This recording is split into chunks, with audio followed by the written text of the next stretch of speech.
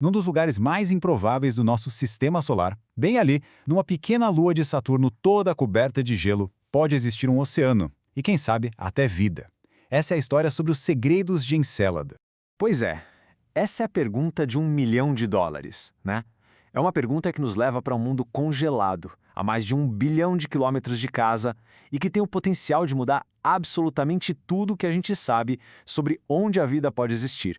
Olha, tudo começou lá em 2005, com uma descoberta que deixou todo mundo de queixo caído, feita pela sonda Cassini. Essas plumas gigantescas, jorrando do Polo Sul de Encélado, foram a primeira pista de que alguma coisa muito, mas muito dinâmica estava acontecendo debaixo daquela superfície congelada. E foram justamente essas plumas que levaram os cientistas a uma revelação, assim, espetacular: a descoberta de um mundo oceânico vasto, totalmente escondido sobre a crosta de gelo de Encélado.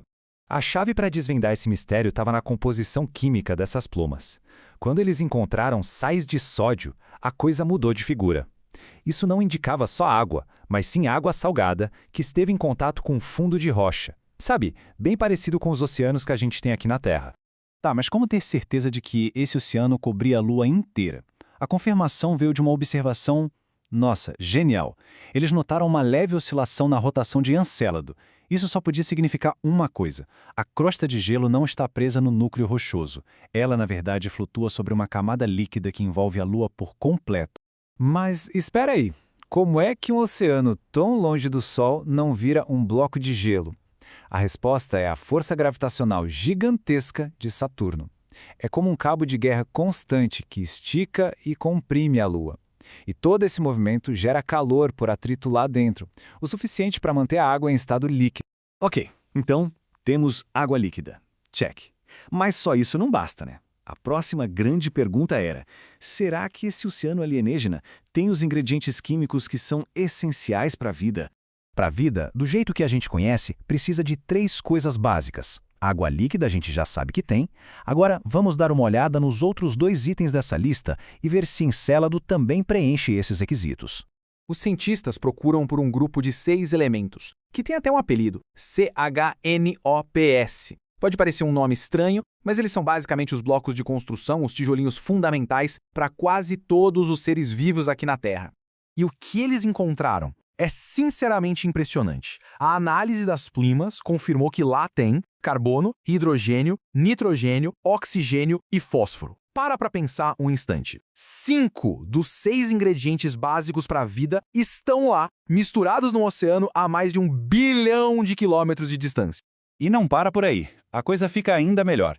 Eles encontraram moléculas orgânicas chamadas aminas. E por que isso é tão importante?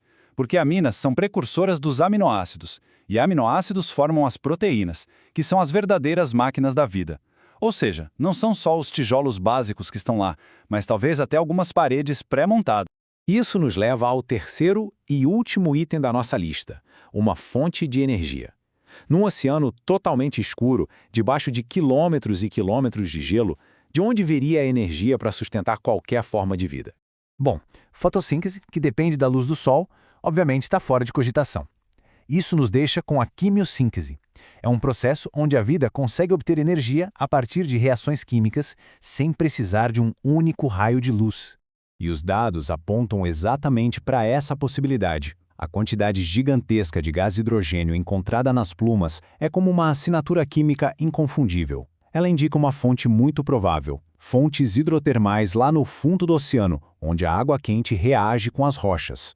E essa parte é fascinante, porque nos conecta de volta ao nosso próprio planeta. No fundo dos nossos oceanos, onde a luz do Sol nem sonha em chegar, ecossistemas inteiros vivem ao redor dessas fontes. Isso prova que a vida pode florescer na escuridão total, usando apenas energia química. Então o caso parece bem sólido, não é? Mas a ciência precisa de rigor. E uma análise bem recente, usando dados antigos da Cassini, veio para fortalecer ainda mais essa história toda, resolvendo uma dúvida que era crucial. Essa era uma dúvida fundamental. Os cientistas precisavam ter certeza de que as moléculas que eles estavam detectando vinham mesmo do oceano, e não eram só um produto do material sendo modificado pela radiação pesada do espaço. O problema é que muito do material analisado vinha do anel E de Saturno. Esse anel é formado justamente pelas partículas das plumas que ficaram orbitando por muito tempo. Esse material, já antigo e super irradiado, poderia não ser mais uma amostra fiel do que realmente existe no oceano. A solução foi simplesmente genial, focar nos dados de um sobrevoo bem específico e muito rápido que a Cassini fez, passando direto pelo meio das plumas. Isso garantiu que o material analisado era fresquinho, recém-saído do oceano e praticamente intocado pela radiação.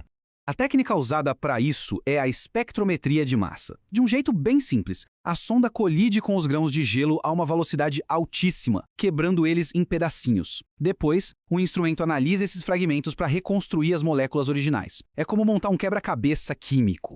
E os resultados dessa nova análise foram o ponto de exclamação que faltava.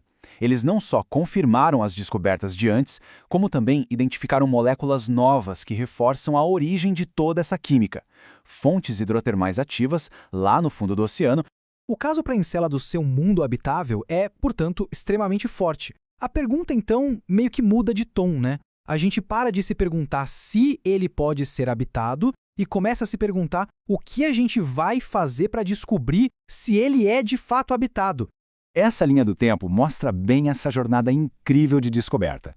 Da surpresa inicial em 2005 até essa confirmação mais recente, cada passo nos deixou mais perto da verdade. E o futuro? Bom, o futuro agora aponta para missões que serão projetadas com um único e ousado objetivo: procurar por sinais de vida. E isso nos deixa com uma última reflexão. Se a vida for encontrada num oceano escuro, tão longe do Sol, seria muito mais do que apenas achar organismos.